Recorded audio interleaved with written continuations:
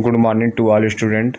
आज हम आपको रेडास प्रक्रिया में अभी तक आपको ऑक्सीकरण संख्या विधि द्वारा बताया गया है।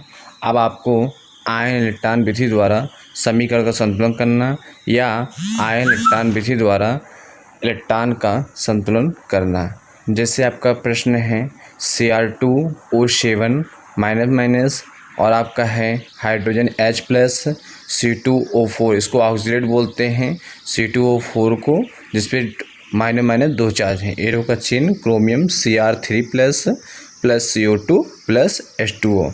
अब आप समीकरण में देखते हैं H प्लस है तो ये आपका अम्लीय माध्यम है। सबसे पहले समीकरण में H प्लस और H2O और OH माइनस को काट देते हैं। H प्लस को काट दिए और H2O काट दिए। अब समीकरण को दो भागों में आप विभाजित कर लीजिए। उपरोक्त समीकरण को दो भागों में विभाजित करिए। Cr2O7 माइनस माइनस ये आपका क्रोमियम बना देगा। समीकरण एक आपको हो जाएगा। समीकरण एक हो गया पहला अर्ध समीकरण। दूसरा आपका हो गया C2O4 माइनस माइनस, एरो का चिन्ह बना दीजिए। अब आपका क्या हो जाएगा कार्बन डाइऑक्साइड CO2। समीकरण दो। सबसे पहले लिखेंगे पहले अर्ध समीकरण का संतुलन। सबसे पहले परमाणु संतुलन होगा, उसके बाद ऑक्सीजन संतुलन होगा, उसके बाद हाइड्रोजन संतुलन होगा, उसके बाद आवेश संतुलन होगा। समीकरण एक से समीकरण 3 मिलता है, समीकरण 2 से समीकरण 4 मिलता है। जैसे आपका है Cr2O7 माइनस माइनस, एरो का चिन्ह बनाएंगे तो Cr कितना है 3 प्लस है। आप देखेंगे लेफ्ट हैंड में आपका क्रोमियम कितना है 2 है और राइट हैंड में कितना है 1। सबसे पहले 2 से गुणा कर देंगे राइट हैंड में, दाएं पक्ष में आप 2 से गुणा कर देंगे तो आपको क्या हो जाएगा परमाणु संतुलन। 2 से मल्टीप्लाई कर दिए, क्रोमियम 2 है तो यहाँ क्रोमियम कितना होना चाहिए 2। अब आप देखेंगे बाएं पक्ष में आपका ऑक्सीजन 7 है, परमाणु के बाद क्या आएगा ऑक्सीजन संतुलन। 7 ऑक्सीजन है तो इधर क्या जुड़ेगा दाएं पक्ष में 7 H2O, 7 H2O आप जोड़ देंगे दूसरे पक्ष में। देखिए लिखिए Cr2O7। अब आप लिखेंगे Cr2O7 माइनस माइनस, एरो का चिन्ह 2Cr3 प्लस प्लस 7 ऑक्सीजन का है 7 H2O। ये आपका हो जाएगा हाइड्रोजन और ऑक्सीजन संतुलन। ऑक्सीजन संतुलन। फिर आप देखेंगे दाएं पक्ष में आपका क्या नजर आएगा 7 दूनी 14 हाइड्रोजन है। 7 दूनी 14 हाइड्रोजन है तो आप उसमें बाएं पक्ष में क्या जोड़ देंगे 14 H plus ion. Cr2O7 minus minus 7 दूनी 14 हाइड्रोजन को संतुलन करेंगे 14 H प्लस, तो एरो को चिन्ह बनाएंगे 2Cr3 प्लस और प्लस आपको बनाएंगे 7 H2O प्लस 7 H2O। ये आपका हो जाएगा हाइड्रोजन संतुलन। उसके बाद आपका आता है आवेश। सबसे पहले आप इसको समीकरण को पहले समझिए। जो भी समीकरण लिखा रहेगा आप समीकरण को पहले देखेंगे H प्लस है तो अम्लीय माध्यम, OH माइनस है क्षारीय माध्यम। फिर आप दोनों समीकरण को आप तोड़ लेंगे दो भागों में, अर्ध समीकरण और दूसरे समीकरण में। जैसे आपका समीकरण 1 से समीकरण 3 मिलेगा। सबसे पहले परमाणु संतुलन, फिर उसके बाद ऑक्सीजन संतुलन, फिर उसके बाद हाइड्रोजन संतुलन। जितना ऑक्सीजन उधर रहेगा उतना क्या जोड़ेंगे H2O जोड़ेंगे। फिर उसके बाद जितना हाइड्रोजन होगा उसमें क्या जोड़ देंगे दूसरे पक्ष में H प्लस जोड़ देंगे, 14 H प्लस जोड़ेंगे। फिर उसके बाद आपका आता है आवेश। चलिए आवेश देखते हैं। इस पर -2 आवेश है और 14 H प्लस आवेश है। फिर नेक्स्ट उधर देखते हैं आवेश। फिर देखिए -2 है और प्लस 14, एरो का चिन्ह बनाइए। इधर कितना है 3 दूनी 6 है, 14 में 2 जाएगा 12 और 6। जिधर इलेक्ट्रॉन ज़्यादा रहेगा, जिधर आवेश ज़्यादा रहेगा उधर आप 6 इलेक्ट्रॉन जोड़ देंगे। 6 electron plus Cr2O7 minus minus plus 14 H plus 2Cr3 plus plus 7 H2O।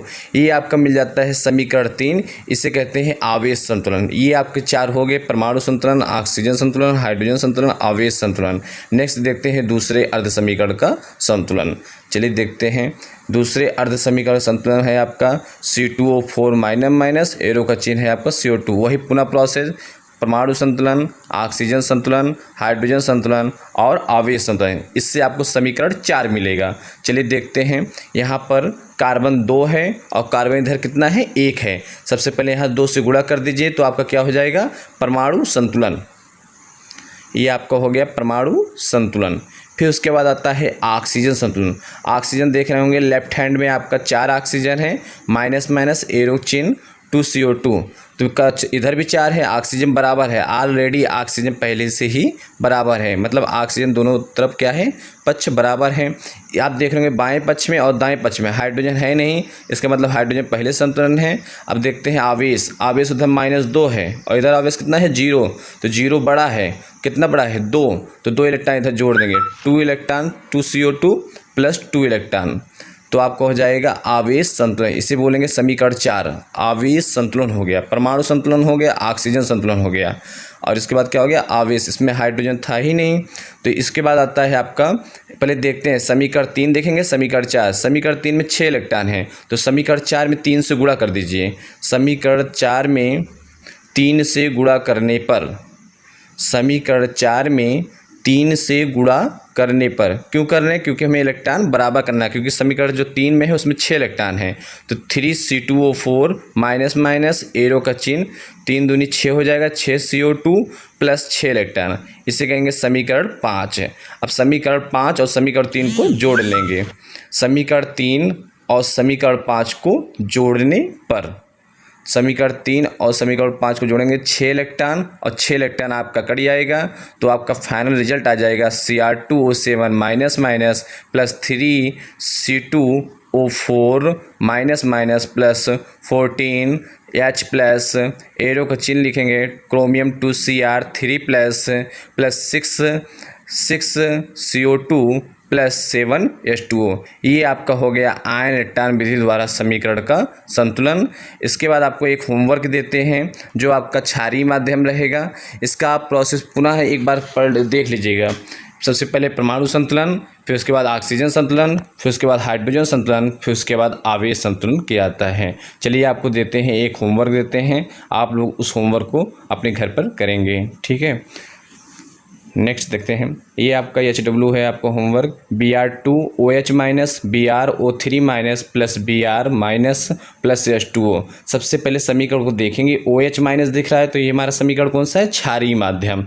और नियम ये कहता है कि उपरोक्त समीकरण में H plus OH minus H2O को काट देते हैं, मैंने काट दिया, OH माइनस काट दिया और H2O को, Br2 का संबंध बनेगा BrO3 माइनस से, सब पहला अर्ध समीकरण हो गया। फिर आपका बनेगा Br2 और किससे बनेगा, Br माइनस, तो ये हो जाएगा किससे, समीकरण 2। बहुत मोस्ट इंपॉर्टेंट क्वेश्चन है ये, क्वेश्चन बार बार आपसे पूछा जाता है पेपर में, तो इसको आप सॉल्व करेंगे, इसका अध्ययन करेंगे। वही पहले अर्ध समीकरण का संतुलन, पहले समीकरण से आपको समीकरण 3 मिलेगा, समीकरण 2 से आपको समीकरण 4 मिलेगा, इलेक्ट्रॉन को बराबर कर लीजिएगा, इलेक्ट्रॉन को काट दीजिएगा, उसके बाद आपको फाइनल रिजल्ट मिल जाएगा। यदि आप लोग को मेरा वीडियो पसंद आया हो तो मेरे वीडियो को लाइक एंड सब्सक्राइब जरूर करें। Thank you.